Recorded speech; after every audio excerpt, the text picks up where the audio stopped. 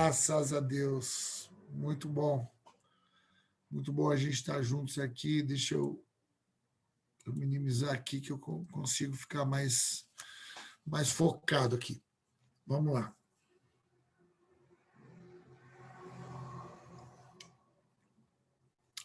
A gente vai dar continuidade, então, né?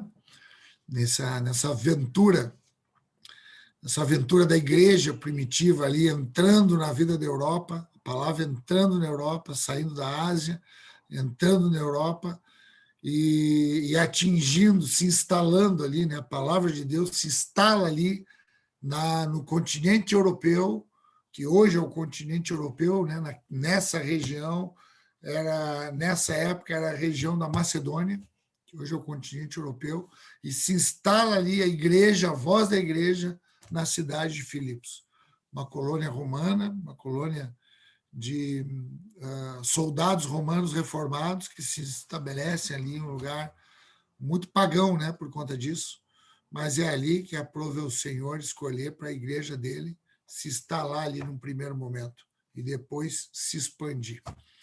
E então um lugar muito difícil, né, um lugar que os irmãos ali receberam ali um acolhimento da parte de Lídia, receberam uma autoridade ali para poder expulsar espíritos imundos, mas receberam também muita perseguição, muito sofrimento, apanharam ali, foram para a prisão e viveram grandes milagres e algumas conversões maravilhosas. Essa é a jornada da igreja. É com todos esses componentes aí, acolhimento, autoridade para milagre, contra espíritos demoníacos, também incompreensão de alguns, somos às vezes ofendidos, odiados, perseguidos, aprisionados, às vezes até machucados, né? Por que não?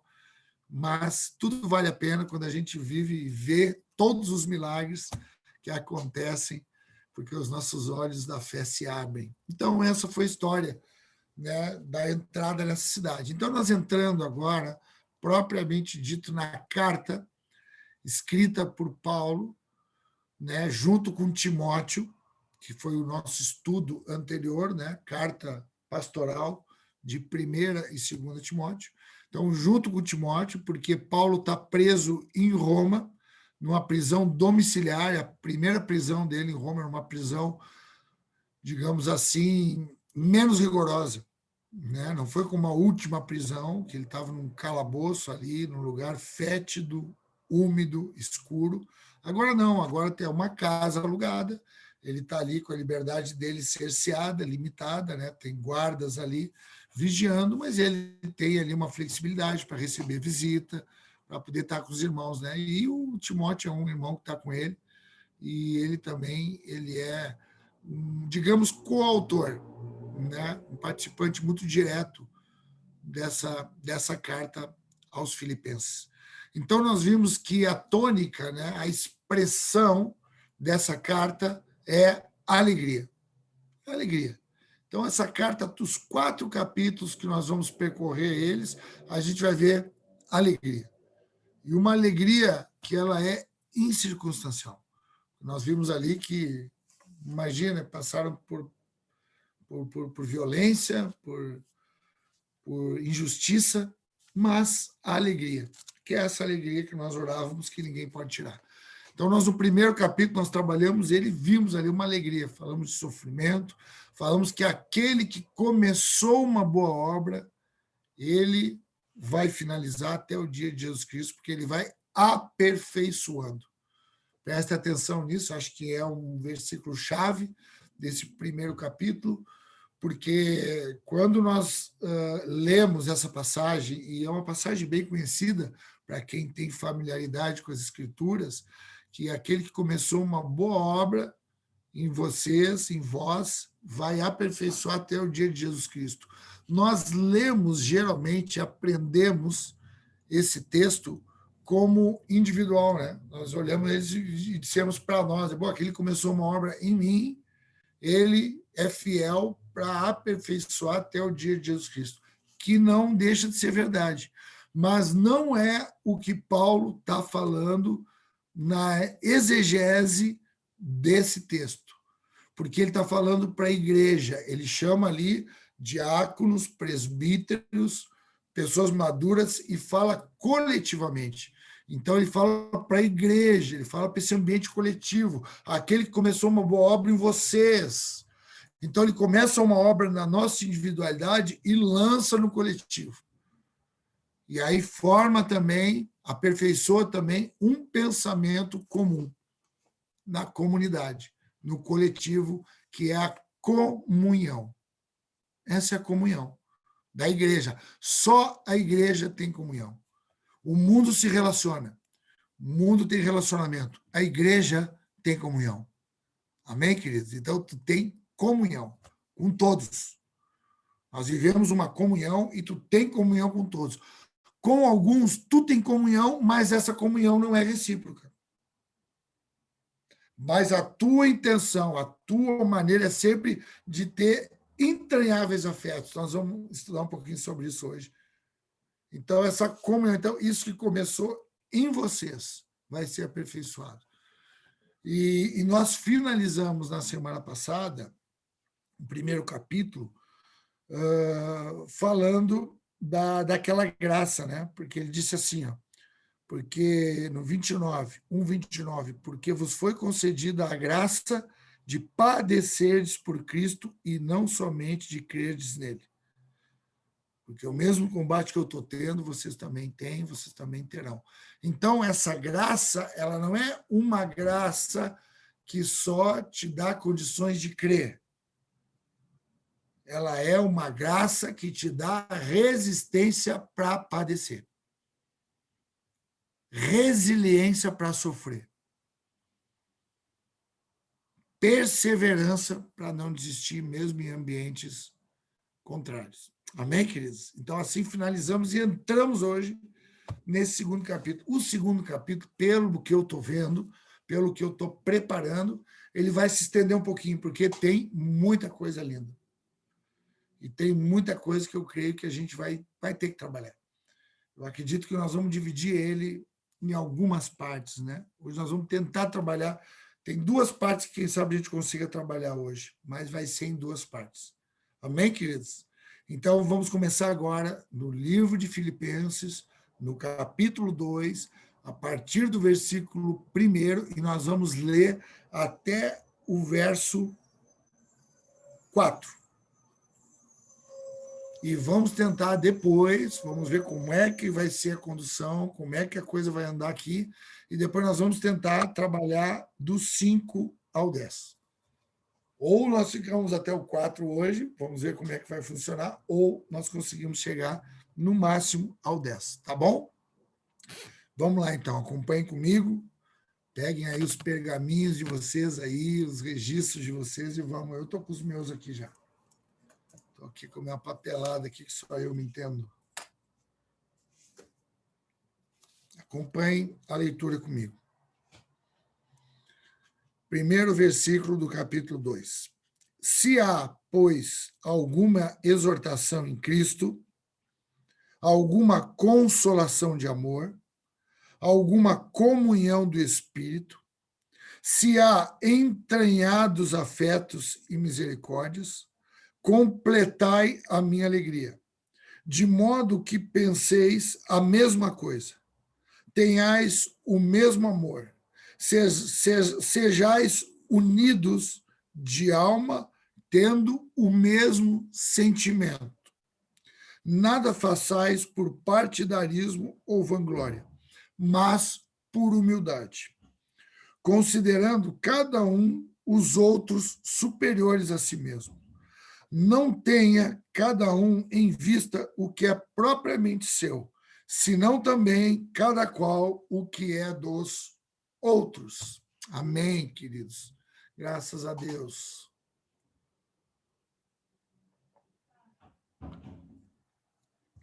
Então, vamos começar aqui estabelecendo esse nosso esquema didático para a gente estudar e registrar hoje, trabalhando a questão da expressão, porque essa alegria, porque nós vamos ver a alegria completa. Então, essa alegria completa vai ver que começa na expressão de andar junto.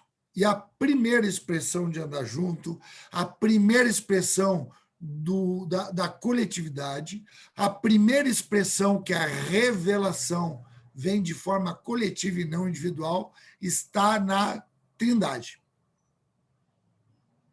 Registra isso. A Trindade é a primeira expressão de governo. Façamos o homem à nossa imagem. Façamos, expressão coletiva da Trindade. O Pai, o Filho e o Espírito Santo. O Pai de amor, o Filho que é a graça e o Espírito Santo que é a comunhão. Então, isso nós vimos expressado já no início desse segundo capítulo. Então, antes de falar de sentimento, a gente está falando de relação. Então, ele está falando da relação com Cristo, que é a graça. Então, ele está dizendo, se há alguma exortação, se há algum conselho em Cristo, se há algo em Cristo, se há alguma consolação de amor, que daí ele está falando de Deus, está falando da Trindade. Então, fala do Filho, expressão de Cristo, na vida de Jesus. O amor é Deus, Deus é amor, ele é a expressão do amor, é o amor do Pai, e alguma comunhão do Espírito, a comunhão do Espírito. Então, se há essas coisas, esses afetos, aí começa a uma alegria se completar. Aí o ambiente dos nossos sentimentos, que daí são individuais, eles passam a envolver mutuamente. Começa a sair de nós os nossos sentimentos e começam a se envolver na comunhão. Nesse relacionamento de entranháveis afetos. Relacionamento da fé. Relacionamento que envolve o quê? Envolve amor, mas envolve também exortação, que é a comunhão.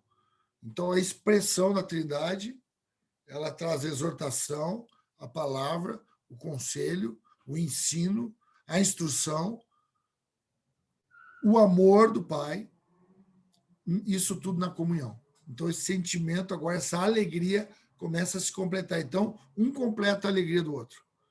Aí Paulo fala, olha, aí a minha alegria vai ficar completa. Aí vocês vão completar. E imaginem, queridos, que ele está falando isso preso. Então, eu quero te dizer nessa noite que tu pode ter alegria completa mesmo em situações indesejáveis, injustas, muitas vezes. Porque é uma alegria que ninguém pode tirar. Nós estudamos isso, né, em Atos 16, lá no primeiro módulo desse estudo desse livro. Então, essa é a primeira coisa que eu quero que tu registre aí, essa comunhão, começando a comunhão, que tem palavra, tem exortação, tem amor, e que gera esse sentimento de alegria plena e completa. E aí ele começa a dizer assim, ó, para ter o mesmo modo de pensar, o mesmo amor aí, olha como esse sentimento, no meio dessa relação íntima de família forte, esse sentimento ele começa a ficar comum. A gente começa a viver uma coisa só. Por isso que é um só Espírito, um só Deus, um só Senhor, um só batismo. Como nós vimos lá, quando aprendemos, quando estudamos lá no ano passado, o livro de Éfeso, que falava muito a respeito da unidade. Deixa eu refrescar aqui a memória de vocês. Falava de unidade.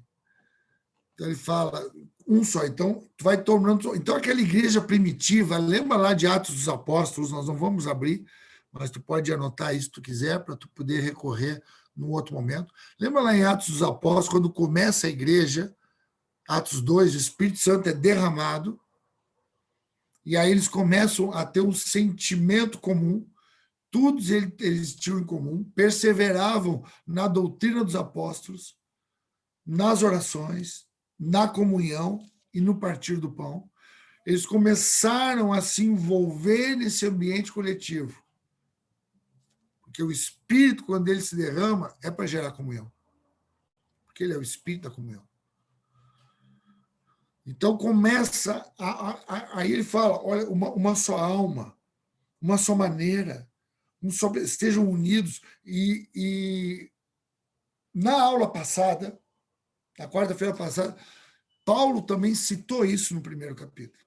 Lembram disso? Se vocês pegarem aí nas anotações de vocês, tenho certeza que vocês frisaram, evidenciaram, sublinharam isso. Lembra que ele disse, olha, tem uma só alma para vocês poderem me consolar, para vocês poderem fiquem juntos, um só espírito, uma só alma. E aí, quando fala uma só alma, eu quero pegar uma figura, eu quero ir contigo. Aí sim, eu quero que tu vá comigo lá no Antigo Testamento, e nós vamos ver uma história que está lá em 2 Samuel. Se eu quero que tu abra comigo.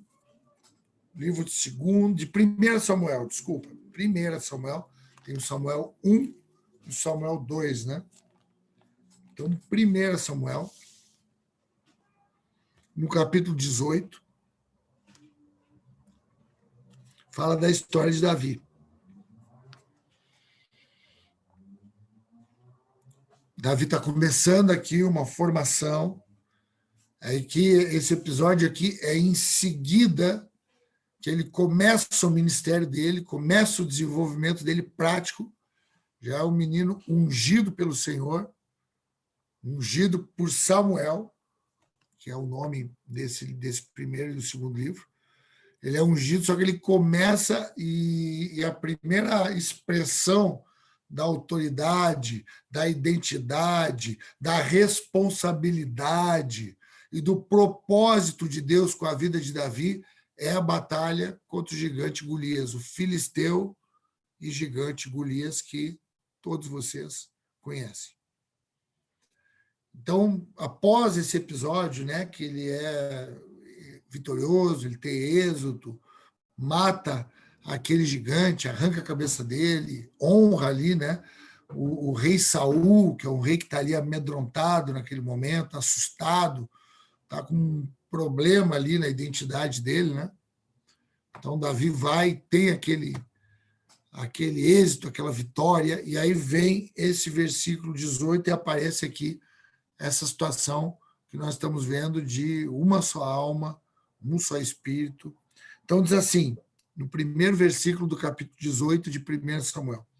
Sucedeu que, acabando Davi de falar com Saul, a alma de Jonatas se ligou com a de Davi. E Jonatas o amou como a sua própria alma. Olha que interessante.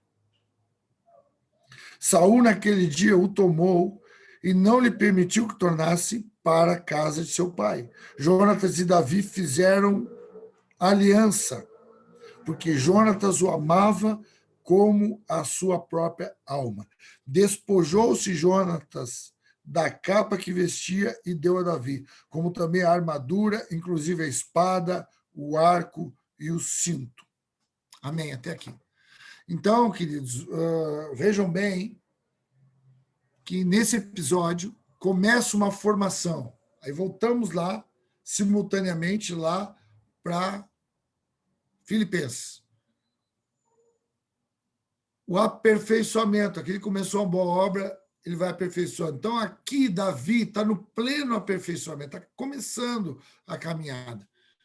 E uma das primeiras coisas que acontece é um recurso que ele recebe.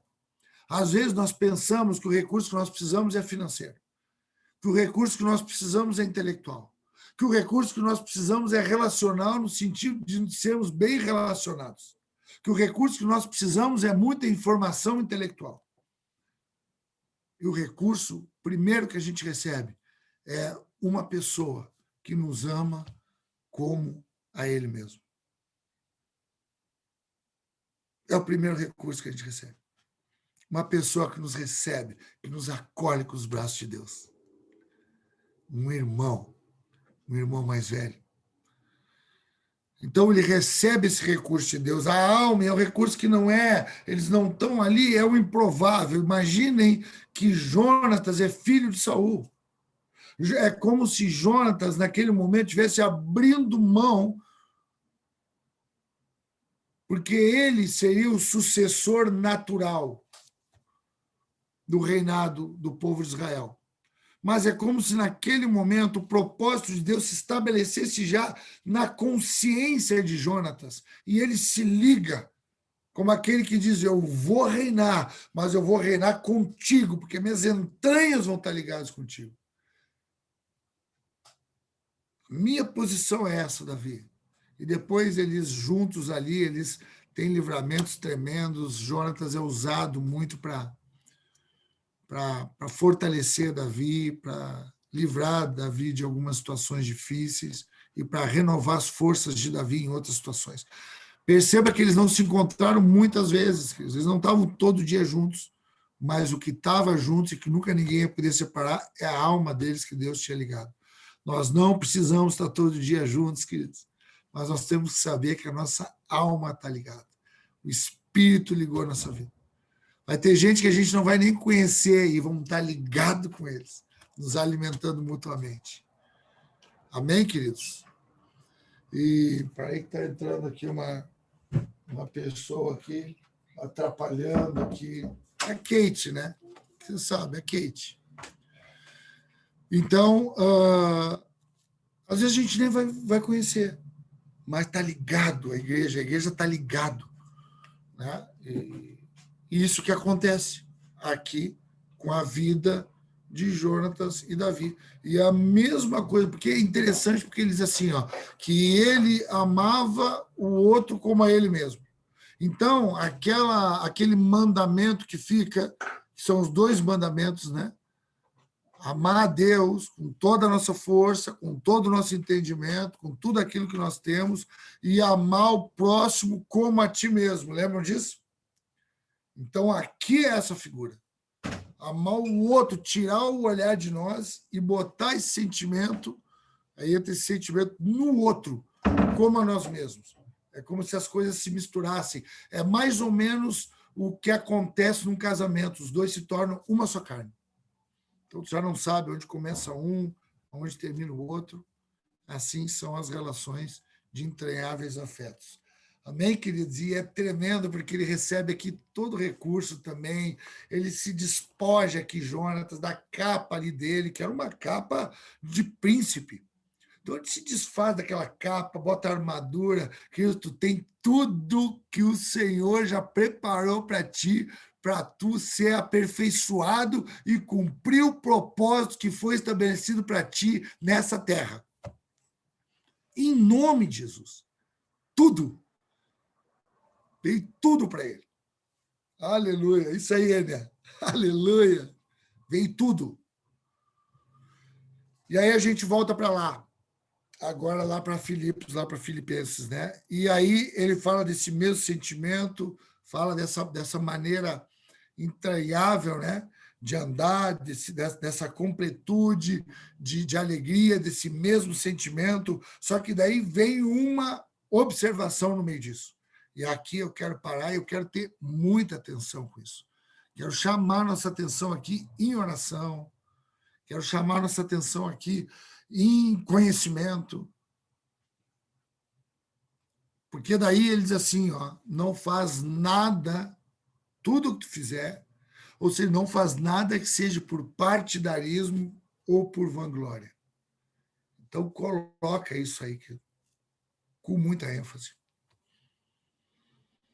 Bota partidarismo e vanglória. Porque aqui, nesse momento, tem uma chamada de atenção muito séria para nós. É um grito de Deus para nós. É um grito de Deus. Deus grita agora para a gente, para nos ensinar aqui nessa noite. Para dizer para nós, tenham cuidado. Tenham cuidado, porque existe uma tendência que se vocês não andarem em comunhão, se vocês não se entrelaçarem nos sentimentos, se vocês não começarem a exercitar, se envolver um na vida do outro, um no problema do outro, um na alegria do outro, se vocês não andarem dessa forma, há um risco muito grande de vocês criarem separação. Porque quando ele fala partidarismo, está falando de partir. Então, coloca aí. Partidarismo está ligado com partir. criar partidos, estabelecer partes. Isso é o partidarismo. É sair do todo, sair do ambiente universal, sair de um ambiente completo, pleno, e trazer para uma parte. E aí, essa parte, a gente não faz isso sozinho, porque o partido junta outras pessoas que são convencidas por ti, ou já vêm com a mesma ideologia, e se juntam numa parte, e saem do universo todo. E dá uma sensação ali de vitória, uma sensação ali de ser melhor, uma sensação de estar correto e estar todo mundo errado. A igreja não anda no certo e errado, a igreja ela abrange toda a terra, todas as pessoas, é uma só raça, é uma só língua, é uma só nação, porque nós somos cidadãos dos céus. Nós vamos ver isso no outro dia, mais adiante, porque isso está nesse livro também, no capítulo 3, e no verso 20. Somos cidadãos dos céus, então englobamos toda a terra. Então, por isso que nós não podemos achar que nós somos brasileiros, que nós somos caxienses, que nós somos latino-americanos. Querido, não, nós somos cidadãos dos céus, querido. Nós vamos atuar aonde nós formos enviados para atuar. Aonde nós formos comissionados para peregrinar. Nós somos peregrinos aqui nesse lugar. Por isso que é muito perigoso a gente ficar numa parte só. Achar que eu sou só, não, é só eu e minha família. Não, não, é só eu e meus conterrâneos aqui do meu bairro. Não é eu e meu edifício. Não é eu e os que torcem para o meu time. Não é eu e os do setor da minha empresa. Não é eu e os colegas da minha aula. Não é eu e só os do meu estado. Não, não, queridos. Não. A libertação do nosso entendimento nos lança para o céu. Por isso que estamos assentados com Jesus do lado do trono de Deus. É lá o nosso lugar. Aqui nós temos uma missão de Deus. Não é nossa missão, é a missão de Deus. Que é encontrar muitos irmãos. Que é ter intermináveis afetos com alguns irmãos que já foram escolhidos para andar com a gente. Amém, queridos? Então, perigo. Partidarismo, o primeiro perigo que é mencionado aqui e que eu quero chamar a atenção, chamar a nossa atenção. Nós temos uma tendência de formar partidos. Isso é o espírito faccioso que faz.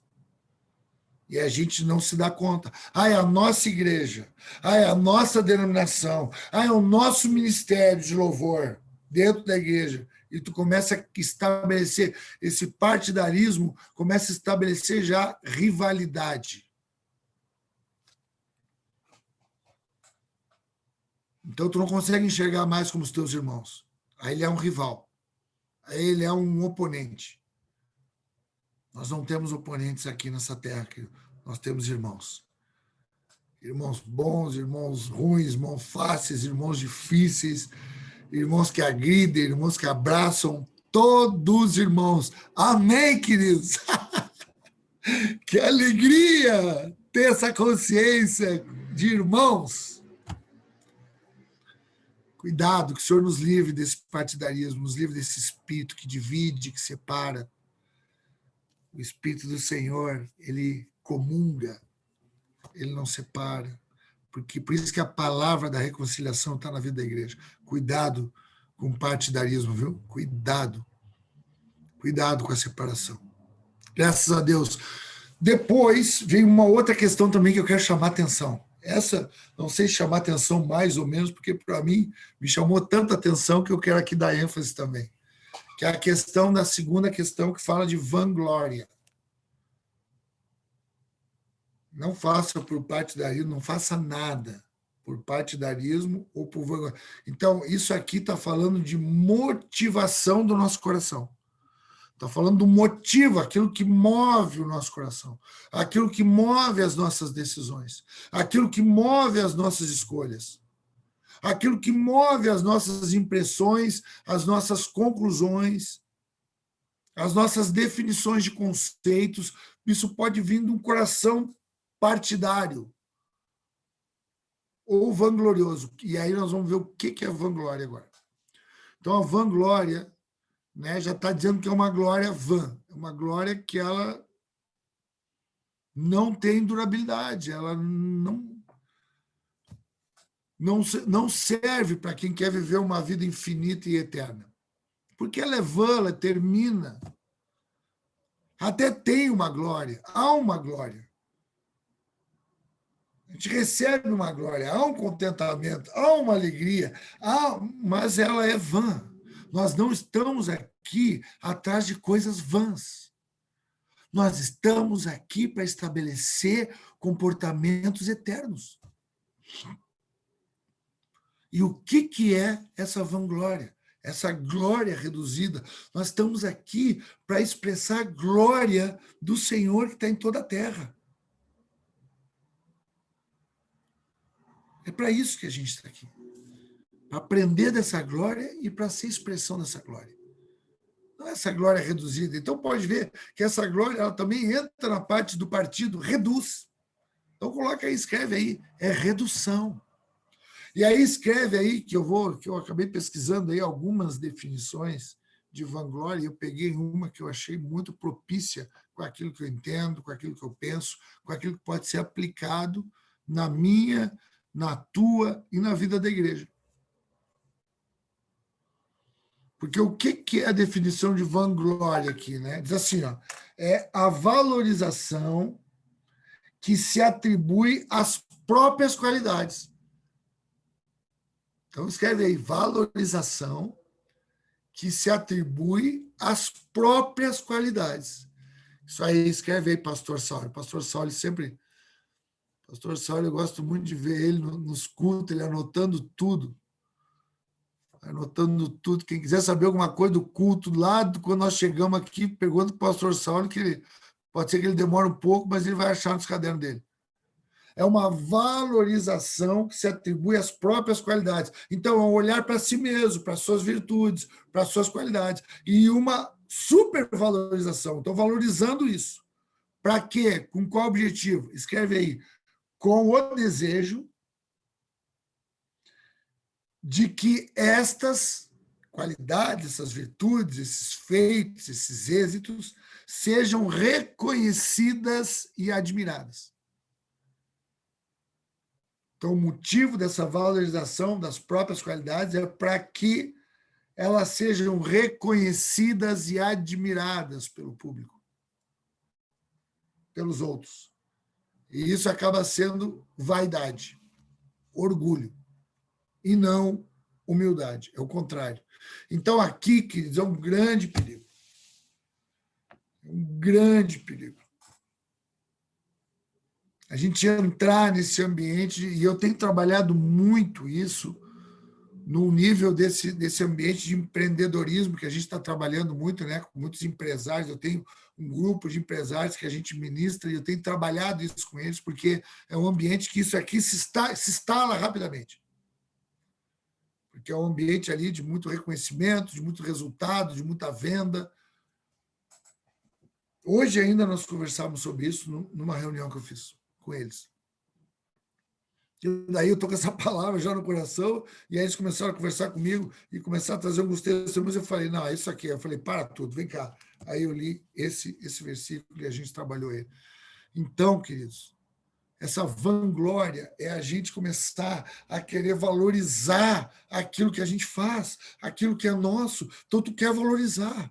Isso tu alcança uma glória. Tem pessoas que vão te aplaudir, tem pessoas que vão te admirar, tem pessoas que vão te seguir no Instagram, tem pessoas que vão dar o likezinho ali no não sei aonde, tem pessoas que vão...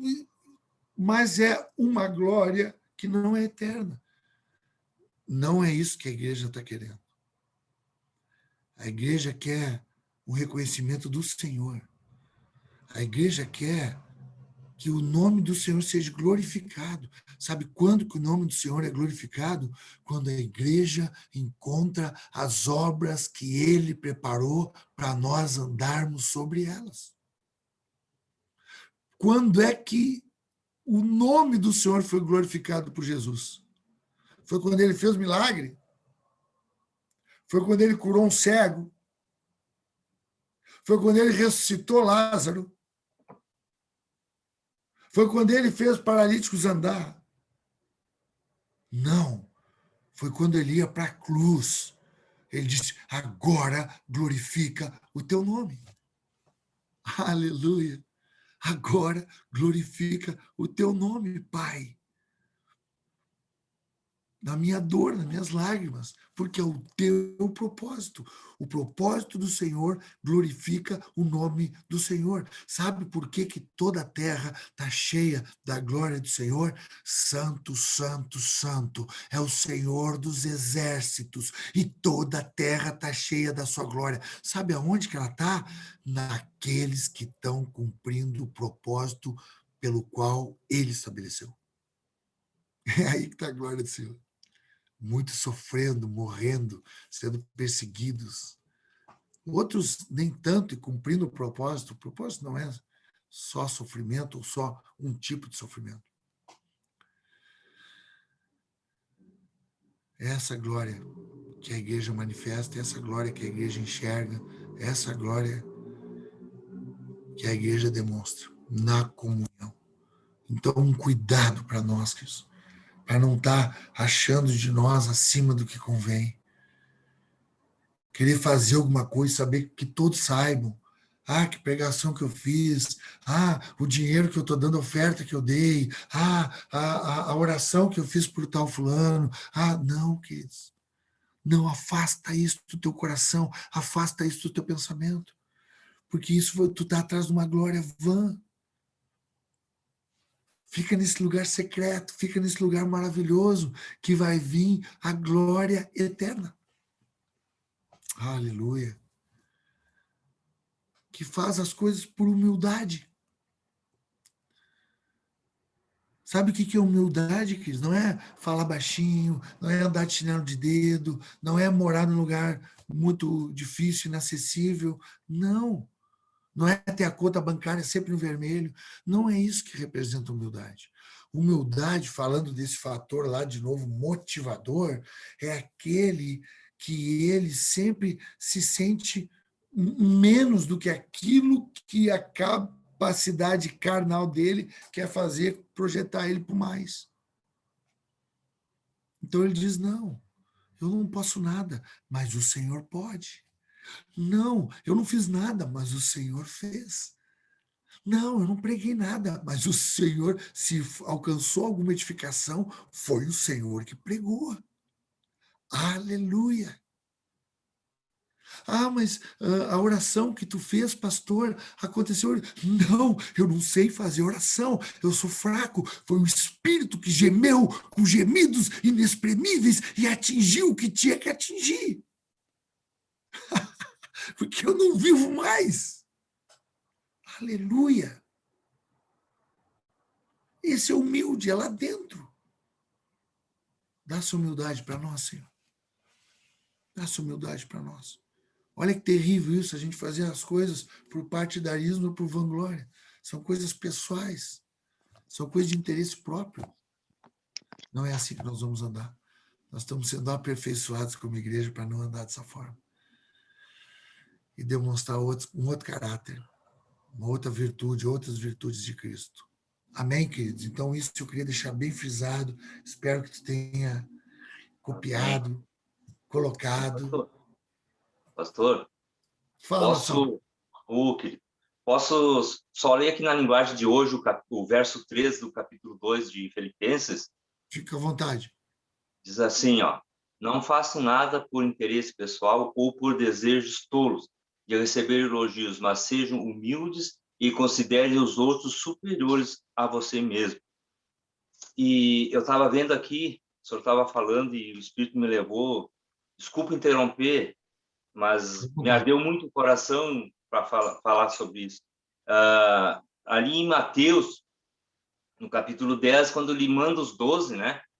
Então, chamou os discípulos e lhes deu autoridade para expulsar. Então, é ele que deu essa autoridade, né? Que lindo isso. E a nossa irmã Carol, que é advogada, sabe muito bem, ele outorgou, né?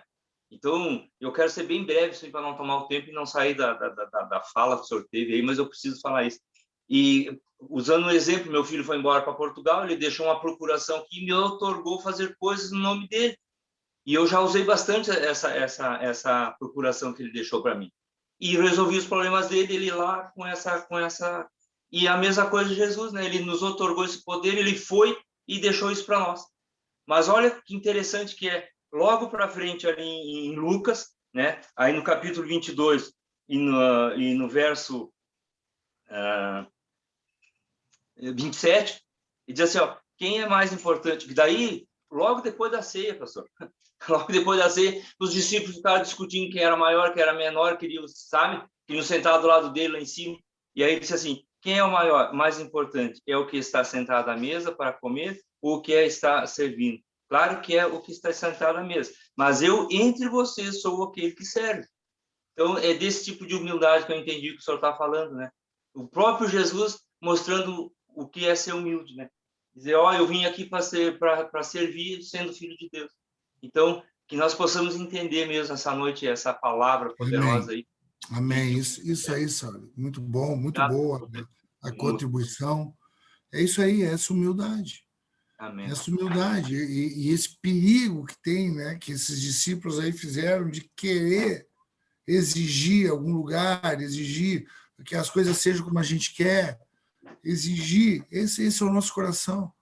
É, E a gente acaba se reduzindo, porque tanto esse partidarismo como esse coração que ele é orgulhoso, ele se reduz. O que Deus é. quer nos expandir na comunhão. Amém. Amém. E pensando dos outros acima de nós, que tu tá sempre com alguém, isso não quer dizer que tu vai te fazer de coitadinho, que tu vai te dizer que tu é incapaz, tu não é isso, é tu guardando o teu coração desse ensoberbecimento natural pelo pecado, Amém. essa maneira de pensar que tu sabe mais que os outros, que tu aquilo que a pessoa está falando, olha, eu já sei isso que ele está falando, não, esse coração humilde, esse coração que escuta, esse coração que presume, pô, aquele ali é superior a mim. Eu sei que essa pessoa pode me ensinar alguma coisa, é um coração aprendiz em todo o tempo.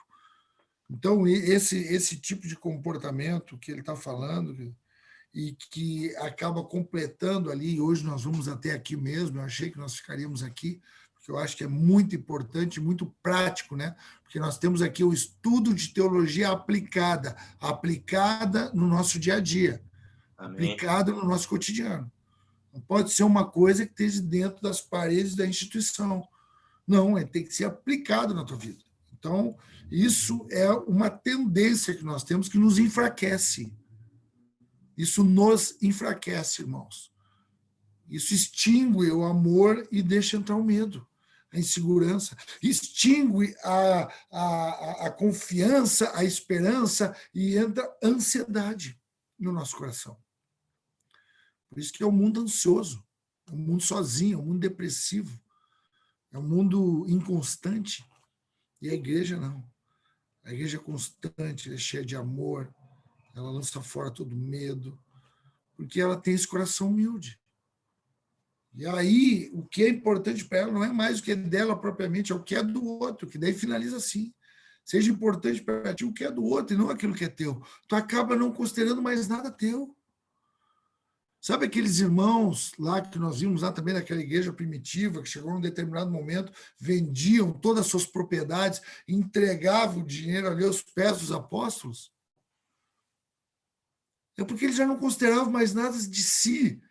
Eles não estavam dando como alguém, eles estavam dizendo, eu estou tão suprido, eu tenho tanta certeza que eu vou ser cuidado por essa estrutura humana, que é uma estrutura humana, a igreja, que cuida de nós, queridos. Quem cuida de ti é a igreja. Quem cuida de ti não é o teu pai, tua mãe, o teu salário, o teu chefe, o teu plano de saúde, o teu seguro de vida. Não! Quem cuida de ti é a igreja. Quem vai cuidar da tua casa é a igreja. Confia na igreja. É a igreja que Deus deu para cuidar de nós.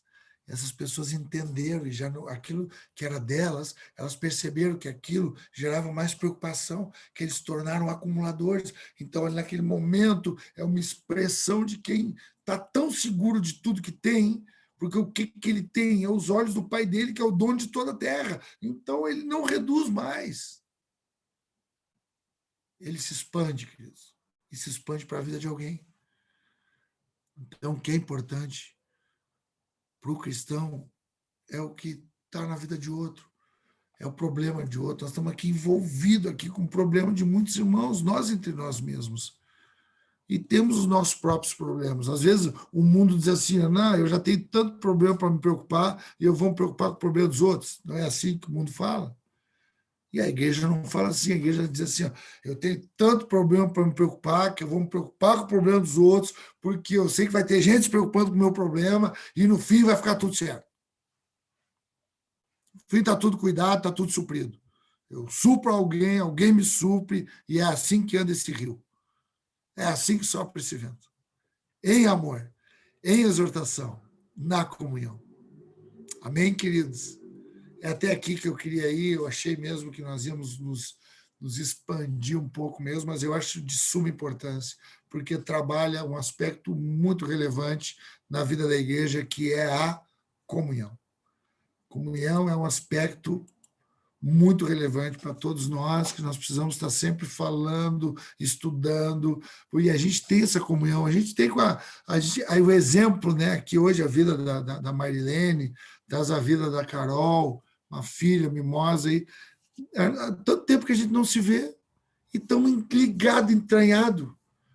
Eu até estou em débito, preciso ligar mais para o meu goleiro, mas estamos entranhados, estamos ligados, por quê? Estamos aprendidos a respeito de comunhão. Temos aprendido o que significa essas coisas. A gente está junto aqui nesse momento, muito junto, aprendendo o que é comunhão. Não é para passar o resto da vida junto. Daqui a pouco isso aí vai se alastrar e vai se expandir. Aleluia! E vai ser lindíssimo demais. E ainda que nós nunca mais nos vejamos pessoalmente, nós nunca mais vamos nos separar. É assim as coisas de Deus. Igreja.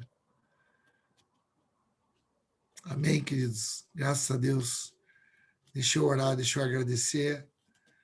Muito obrigado, pastor Saulo, pela colaboração. Bianca, mais uma vez, muito bom estar junto contigo, querida. Uma alegria mesmo a gente poder te ter junto hoje aqui com a gente. Obrigado, Pai. Muito obrigado, Pai. Obrigado pela vida da Bianca, do Tiago. Obrigado pelos afetos que estão se entranhando, Pai, nossos com eles. E nós estamos nos tornando mais fortes, mais amplos, mais saudáveis, mais dispostos, mais empenhados, maiores, mais cheios de amor, mas, sobretudo, com muita humildade. Queremos essa humildade, Pai, que vem do Teu Espírito, esse sentimento que vem do Teu Espírito. Tira todo o sentimento partidário ou de vanglória, Pai, do nosso meio, isso que é o interesse próprio que nos reduz. Nós queremos viver um interesse global, interesse das pessoas, interesse da cidade, interesse do mundo todo, Senhor. Interesse dos nossos irmãos, interesse da família. Te louvamos, Pai, por essa noite, Pai, pelo Teu ensino, Senhor. Nos dá esse coração. Esse coração, Pai, da comunhão, que vem da comunhão do Pai, do Filho e do Espírito Santo. É a comunhão que está na Tua vida, Senhor. Ô Espírito Santo, é daí que nós viemos, Pai. Nós estamos aqui para representar todo o governo que está na vida da Trindade. Muito obrigado, Pai, pela excelência das revelações, Senhor. Por esse tempo de estudo que Tu nos dá, Pai, que é tão lindo, tão maravilhoso, Pai. Temos recebido tanto de Ti. Continua cuidando, Pai. Continua cuidando. Nos lançamos mais uma vez na vida da Marilene. Aquela casa, Pai, tão preciosa, tão bendita, Senhor. Que nós queremos cuidar, Pai, e viver os testemunhos, Pai, que Tu está gerando a partir de todas essas aflições. Muito obrigado. Te agradecemos e nos despedimos aqui na Tua segurança. Em nome de Jesus.